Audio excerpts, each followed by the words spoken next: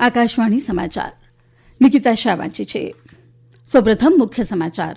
પ્રધાનમંત્રી નરેન્દ્ર મોદી આજે આંતરરાષ્ટ્રીય મહિલા દિવસ નિમિત્તે નવસારી જિલ્લાના વાંસી બોરસી ગામમાં લખપતિ દીદી કાર્યક્રમમાં ઉપસ્થિત રહેશે. રાષ્ટ્રપતિ દ્રૌપદી મુર્મુ વિશ્વ મહિલા દિવસે નવી દિલ્હીમાં નારી શક્તિથી વિકસિત ભારતના રાષ્ટ્રીય કક્ષાના પરિષદનું ઉદઘાટન કરશે. કેન્દ્રીય ગૃહમંત્રી અમિત શાહ આજથી 2 દિવસની ગુજરાત રાજ્યની મુલાકાતે. અમેરિકાના રાષ્ટ્રપ્રમુખ ડોનાલ્ડ ટ્રમ્પે કહ્યું કે યુક્રેન સાથે યુદ્ધ વિરામ ન થાય ત્યાં સુધી રશિયા પર મોટા પાયે પ્રતિબંધો લાદવા પર વિચારણા કરાઈ. લોકસભામાં વિરોધ પક્ષના નેતા રાહુલ ગાંધી આજે અમદાવાદમાં કોંગ્રેસના કાર્યકર્તાઓ સાથે સંવાદ કરશે. અને લખનૌમાં રમાયેલી મહિલા પ્રીમિયર લીગ ક્રિકેટમાં ગુજરાત જાયન્ટ્સે દિલ્હી કેપિટલ્સને 5 વિકેટથી હરાવ્યું. સમાચાર વિગતવાર. પ્રધાનમંત્રી નરેન્દ્ર મોદી આજે આંતરરાષ્ટ્રીય મહિલા દિવસ નિમિત્તે નવસારી જિલ્લાના વાંસી બોરસી ગામમાં લખપતિ દીદી કાર્યક્રમમાં ઉપસ્થિત રહેશે. શ્રી મોદી લખપતિ દીદીઓ સાથે સંવાદ પણ કરશે. દરમિયાન તેઓ 5 લખપતિ દીદીઓને લખપતિ દીદી પ્રमाणपत्रથી सम्मानित करશે.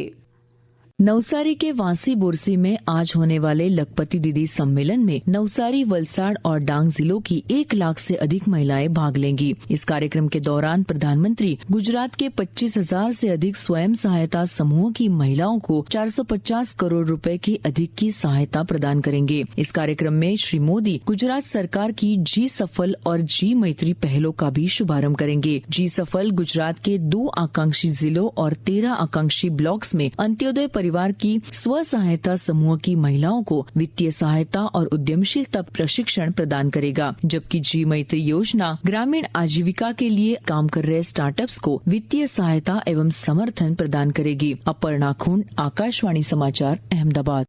પ્રધાનમંત્રી નરેન્દ્ર મોદીએ ગઈકાલે સુરત ખાતે ખાદ્ય સુરક્ષા સંતૃપ્તિ અભિયાનનો પ્રારંભ કરાવતા દેશના દરેક પરિવારને પૂરતું પોષણ પૂરું પાડવાની સરકારની પ્રતિબદ્ધતાનો પુનરૂચ્ચાર કર્યો હતો. દરમિયાન શ્રી મોદીએ મહિલા દિવસને નારી શક્તિઓની સિદ્ધિઓને ઉજવવાનો પ્રસંગ ગણાવ્યો હતો.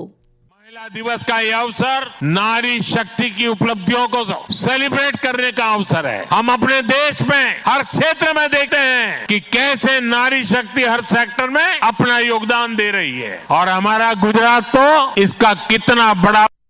આ પ્રસંગે તેમણે સુરત ખાતે 2,30,000 લાભાર્થીઓને રાષ્ટ્રીય ખાદ્ય સુરક્ષા કાયદા હેઠળના લાભોનું વિતરણ કર્યું હતું. બાદમાં સેલવાસ ખાતે પ્રધાનમંત્રીએ દાદરા નગર હવેલી દીવ દમણને મોડેલ કેન્દ્રશાસિત પ્રદેશ તરીકે વિકસાવવાના સરકારના પ્રયાસો પર ભાર મૂક્યો હતો. સેલવાસ ખાતે તેમણે 2,587 કરોડ રૂપિયાના વિવિધ 62 કલ્યાણકારી વિકાસ યોજનાઓનું ઉદઘાટન શિલાન્યાસ કર્યો હતો. આજે વિશ્વભરમાં આંતરરાષ્ટ્રીય મહિલા દિવસની ઉજવણી કરવામાં આવી રહી છે.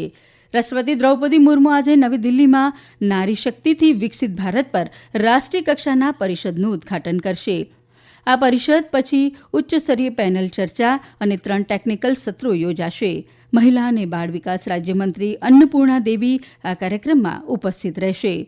પ્રધાનમંત્રી નરેન્દ્ર મોદી 1 દિવસ માટે તેમના સોશિયલ મીડિયા એકાઉન્ટ્સ પ્રેરણાદાયી મહિલાઓને સોંપી રહ્યા છે. લોકસભાના અધ્યક્ષ ઓમ બિરલા આજે સંસદ ભવનના સંકુલમાં બંધારણ સભાના મહિલા સભ્યો પર એક પ્રદર્શનનું ઉદઘાટન પણ કરશે. આ દિવસની ઉજવણી માટે રાષ્ટ્રીય મહિલા આયોગ અખિલ ભારતીય અધિવક્તા પરિષદના સહયોગથી આજે બપોરે અખિલ ભારતીય મહિલા વકીલ પરિષદનું આયોજન કરવામાં આવ્યું છે. આકાશવાણી સમાચાર વિભાગ આજે આંતરરાષ્ટ્રીય મહિલા દિવસની ઉજવણી અનોખી રીતે કરી રહ્યું છે. આજે અંગ્રેજી અને હિન્દીમાં બધા સમાચાર બુલેટિન 24 કલાક મહિલા સમાચાર વાંચકો રજૂ કરશે. આજે અંગ્રેજી અને હિન્દી ન્યૂઝરૂમનું સમગ્ર કાર્ય મહિલા સ્ટાફ દ્વારા સંભાળવામાં આવશે. આકાશવાણી સમાચાર આજે રાત્રે 9:15 થી 10 વાગ્યા સુધી આંતરરાષ્ટ્રીય મહિલા દિવસ પર એક ખાસ પેનલ ચર્ચાનું પણ પ્રસારણ કરશે. આકાશવાણી અમદાવાદ વિભાગના પ્રાદેશિક અને રાષ્ટ્રીય સમાચારો પણ મહિલા વાચકો રજૂ કરશે. રેલવે મંત્રાલયે કહ્યું કે રેલવેમાં મહિલા લોકો પાયલટ્સની સંખ્યામાં 5 ગણાથી વધુનો વધારો થયો છે. કઠિન કાર્યકારી પડકારોને કારણે રેલવે એક પુરુષ પ્રધાન ક્ષેત્ર રહ્યું છે. જોકે આ ક્ષેત્રમાં પણ મહિલાઓ પોતાની ઓળખ બનાવી રહી છે. મહિલાઓ loco pilot, station master, trackman, signal maintenance guard અને ગેંગમેન જેવા ક્ષેત્રોમાં પણ પ્રવેશી છે. 2014માં 371 લોકો પાયલટ હતા, જે વધીને 1,828 મહિલા લોકો પાયલટ થયા છે. આ સમાચાર આપ આકાશવાણી પરથી સાંભળી રહ્યા છો. આ સમાચાર આપ અમારી YouTube channel AIR news Gujarat પર પણ સાંભળી શકશો. વધુ સમાચાર માટે અમારી વેબસાઇટ newsonair.gov.in/gujarati અને અમારા એક્સ હેન્ડલ AIR_news_ABAD ને ફોલો કરશો. કેન્દ્રીય ગૃહમંત્રી અમિત શાહ આજથી 2 દિવસની ગુજરાત રાજ્યની મુલાકાતે આવશે. શ્રી શાહ આજે બપોરે પ્રથમ જ્યોતિર્લિંગ સોમનાથ મહાદેવ મંદિરમાં દર્શન અને પૂજા કરશે. ત્યારબાદ તેઓ ગીર સોમનાથ જિલ્લાના કોડીનાર તાલુકામાં આવેલી સુગર ફેક્ટરીમાં કોડીનાર અને તલાડા સુગર મિલોનું પુનરુત્થાન અને આધુનિકીકરણ કાર્યક્રમમાં ઉપસ્થિત રહેશે. આ ઉપરાંત શ્રી શાહ જૂનાગઢમાં બ્રહ્માનંદ વિદ્યાધામ ખાતે વિવિધ પરિયોજનાઓનું ઉદઘાટન અને શિલાન્યાસ પણ કરશે. શ્રી શાહ આવતીકાલે અમદાવાદ અને ગાંધીનગરમાં વિવિધ કાર્યક્રમોમાં ઉપસ્થિત રહેશે. લોકસભામાં વિરોધ પક્ષના નેતા રાહુલ ગાંધી 2 દિવસના રાજ્યના પ્રવાસે છે. ગુજરાત પ્રદેશ કોંગ્રેસ સમિતિના પ્રવક્તા હિરેન બેંકર જણાવે છે કે શ્રી ગાંધી આજે અમદાવાદમાં SG હાઇવે પર આવેલા રાજપથ ક્લબ ખાતે કોંગ્રેસના કાર્યકર્તાઓ સાથે સંવાદ કરશે. દરમિયાન શ્રી ગાંધી તાલુકાથી લઈ જિલ્લા અને શહેર નગરપાલિકા પ્રદેશ હોદ્દેદારો સહિતના કાર્યકર્તાઓ સાથે વિવિધ મુદ્દા પર ચર્ચા કરશે. શ્રી ગાંધી સાથે યોજાયેલી બેઠકમાં ગઈકાલે સંગઠનને મજબૂત કરવા અંગે પ્રદેશ, જિલ્લા અને તાલુકા સુધીના ફેરફાર કરવા અંગે ચર્ચા કરવામાં આવી હતી. અમેરિકાના રાષ્ટ્રપ્રમુખ ડોનાલ્ડ ટ્રમ્પે કહ્યું કે યુક્રેન સાથે યુદ્ધ વિરામ અને શાંતિ કરાર ન થાય ત્યાં સુધી રશિયા પર મોટા પાયે પ્રતિબંધો અને ટેરિફ લાદવા પર ગંભીર વિચારણા કરવામાં આવી રહી છે. રાષ્ટ્રપ્રમુખ પદ સંભાળ્યા પછી રાષ્ટ્રપ્રમુખ ટ્રમ્પે રશિયન રાષ્ટ્રપ્રમુખ વ્લાદિમીર પુતિનની પ્રશંસા કરી અને યુક્રેનિયન રાષ્ટ્રપ્રમુખ ઝેલેન્સ્કી પર રશિયા સાથે કામ ન કરવા બદલ આરોપ લગાવ્યો.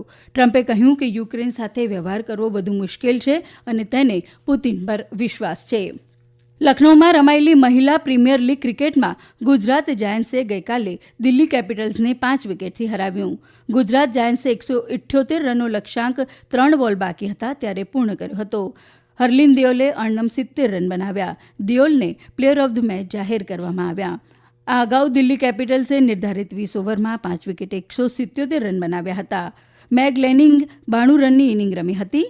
ગુજરાત તરફથી મેઘના સિંહે 3 વિકેટ લીધી હતી. આ જીત સાથે ગુજરાત જાયન્ટ્સની પ્લે ઓફમાં પહોંચવાની શક્યતા વધી છે. ગુજરાત 7 મેચમાં 8 પોઈન્ટ સાથે બીજા સ્થાને છે.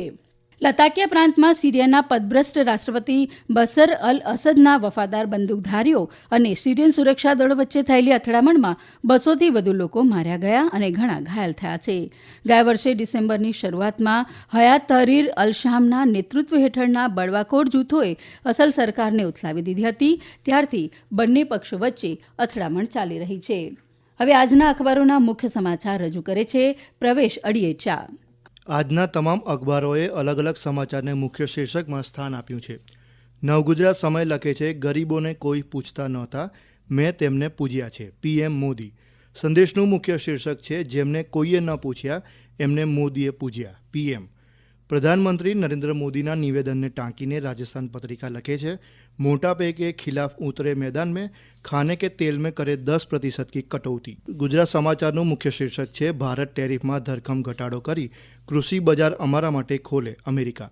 દિવ્ય ભાસ્કર મુખ્ય શીર્ષકમાં લખે છે, 48% ભારતીયો માને છે ઘરકામની જવાબદારી મહિલા પુરુષ બંનેની છે. ફૂલછાપ લખે છે, ટેરિફ યુદ્ધમાં ભારત અમેરિકા વચ્ચે સમાધાન. ગુજરાત સમાચાર સ્થાનિક પાના પર લખે છે, શોલેના જયવીરોની યાદ અપાવતી સગી બહેનોની અનોખી દોસ્તી. 86 વર્ષના મંદા બહેન 83 વર્ષની બહેનને સાઇડકારમાં બેસાડીને રોજ ફરવા નીકળે છે. લોકસભામાં વિરોધ પક્ષના નેતા રાહુલ ગાંધીના ગુજરાત પ્રવાસના સમાચાર તમામ અખબારોએ લીધા છે. નવગુજરાત સમય લખે છે, કોંગ્રેસના નવસર્જનનો પાયો ગુજરાતથી નાખવા રાહુલ ગાંધીની કવાયત. દિવ્ય ભાસ્કર લખે છે, રાહુલ ગાંધીએ કોંગ્રેસમાં રેસ અને લગ્નના ઘોડા અલગ તારવ્યા. રાજસ્થાન પત્રિકા લખે છે, कांग्रेस को मजबूत करने की कवायद, हकीकत जानने को राहुल मैदान में. વિદેશ સચિવ વિક્રમ મિશ્રીએ ગઈકાલે મોસ્કોમાં રશિયાના નાયબ વિદેશ મંત્રી આંદ્રે રૂડેન્કો સાથે પરામર્શ કર્યો હતો. વાતચીત દરમિયાન બંને નેતાઓએ દ્વિપક્ષીય સંબંધોની સમીક્ષા કરી અને પરસ્પર પ્રાદેશિક હિતના અને વૈશ્વિક મુદ્દાઓ પર વિચારો રજૂ કર્યા હતા. અંતમાં મુખ્ય સમાચાર ફરી એકવાર. પ્રધાનમંત્રી નરેન્દ્ર મોદી આજે આંતરરાષ્ટ્રીય મહિલા દિવસ નિમિત્તે નવસારી જિલ્લાના વાંસી બોરસી ગામમાં લખપતિ દીદી કાર્યક્રમમાં ઉપસ્થિત રહેશે. રાષ્ટ્રપતિ દ્રૌપદી મુર્મુ વિશ્વ મહિલા દિવસે નવી દિલ્હીમાં નારી શક્તિથી વિકસિત ભારતના રાષ્ટ્રીય કક્ષાના પરિષદનું ઉદઘાટન કરશે. કેન્દ્રીય ગૃહમંત્રી અમિત શાહથી 2 દિવસની ગુજરાત રાજ્યની મુલાકાતે અને લખનૌમાં રમાયેલી મહિલા પ્રીમિયર લીગ ક્રિકેટમાં ગુજરાત જાયન્ટ્સે દિલ્હી કેપિટલ્સને 5 વિકેટથી હરાવ્યું. આ સાથે આકાશવાણી પરથી સમાચાર પૂરા થયા.